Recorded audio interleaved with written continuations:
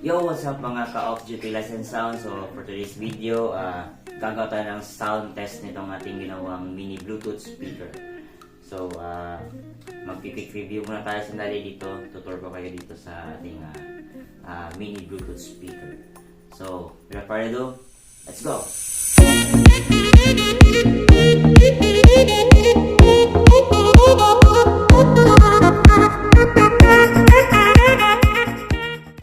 Ayan guys, so quick review lang tayo guys. Ito yung kanyang amplifier niya. Maliit lang to guys. Yung dito is mic 1. Dalawang mic input guys. Mic 1, mic 2. Tapos yung input ng music guys, pwede pala siyang RCA. So ito yung puti at saka pula, yung left and right. Tapos pwede rin siyang USB, SD card. Tapos meron na siyang FM radio. Ito yung antenna niya guys. So, hindi ko na siya ginagamit. Tapos may light din pala siya. Actually, may source ng power dyan sa loob. Hindi ko na kinabit. Actually, hindi ko naman kailangan. So, pwede siyang light. Lagyan ng LED lights. Tapos, sa effects niya, yung echo niya, hindi nga lang siya reverb. Echo lang siya guys. Ayan. Tapos, ito yung mic volume niya. Tapos ito yung master volume niya sa music. Ayan. Tapos ang equalizer niya is treble tsaka bass lang. Wala yung mid. So treble tsaka bass lang siya. Tapos sa power source guys, pwede pa rin pala siyang DC 12 volts or 24 volts. Tapos yung AC is 220 volts. Ayan. Tapos ito yung power on and power off guys. So, usually, mas ginagamit natin ito yung AC na 220 volts. Ayan. Tapos, yung tweeter natin guys is siya, horn type siya. Ayan. Tapos, yung speaker natin is 6.5 inches na crown. Ito, Broadway siya guys. So, kung sa wattage guys, hindi kakayanin ni amplifier. Pero so far, I know na kaya niyang patugtugin to. Hindi nga lang niya malabas yung totoong o yung full potential ng speakers. Di totoo yan. At sa liit niya, goods na siya sa worth the price na guys. Bola lang yan. Tapos nilagyan ko siya ng handle dito guys. Ayan. Pwede siyang ganyan. Tapos ayan. So parang pwede na rin. So, simpleng-simple lang yung design niya, guys. Sa likod, walang masyadong dyan. Ayan. Simpleng-simple lang, guys. So, proceed tayo sa sound test. Alright. So, ayan, guys. So, gamit lang kayo ng earphone para mas malinaw yung, kuha natin. Okay? O yan guys, so prepared na ang ating mini Bluetooth speaker. So nasaksak ko na yan. Tapos na-on ko na. And naka-hook na rin siya sa ating, naka-connect na siya sa ating cellphone for Bluetooth. Tapos dalawa yung isa soundcheck natin guys. Yung Hard Kick by DJ Naive. Ayan. Tapos yung reggae instrumental para sa instruments niya mismo. So hard kick muna tayo guys.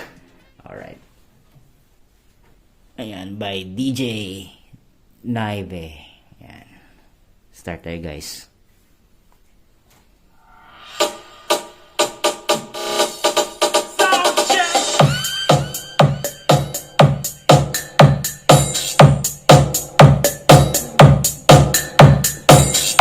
Naka 12 o'clock lang tayo guys sa volume.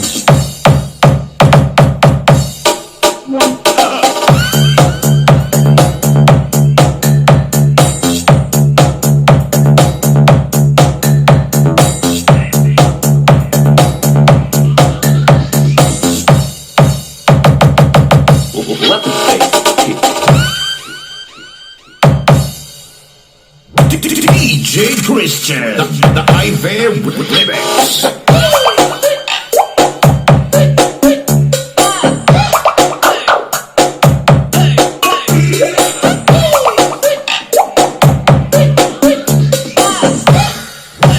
Basta Ivy, the best.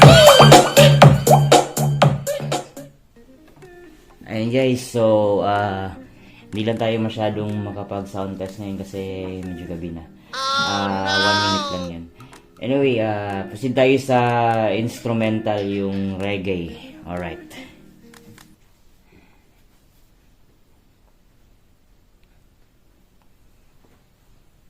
Set lang natin yung maximum natin na volume, 12 o'clock pa rin.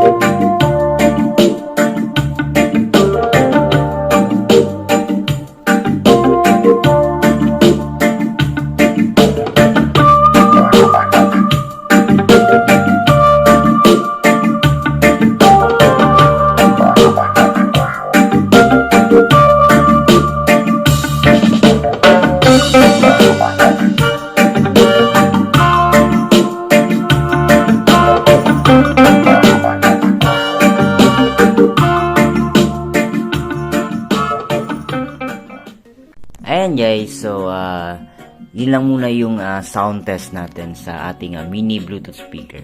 So hindi ko na ma-sound test din yung sa microphones natin kasi wala akong available na PL na microphone kasi lahat ng mga wire ko sa microphone is naka XLR na. So wala akong pang test dito kasi wala akong PL. Bola So lang maybe yan. next time. So yun lang muna yung quick review or sound test ng ating mini Bluetooth speaker. So for me guys, sa hard kick kaya naman. Sa soft bass o sa deep bass, I think hindi niya kaya kasi 6.5 inch na naman to. Pero sa vocals and hard kick, sulit naman sa presyo niya. Ayan, so paki-comment na lang guys kung ano sa tingin nyo yung naging performance ng ating mini Bluetooth speaker. So comment lang kayo guys, and please don't forget to subscribe and like and share na rin sa videos na ng off-duty lights and sounds. So till next DIY project mga ka-off-duty lights and sound, alright.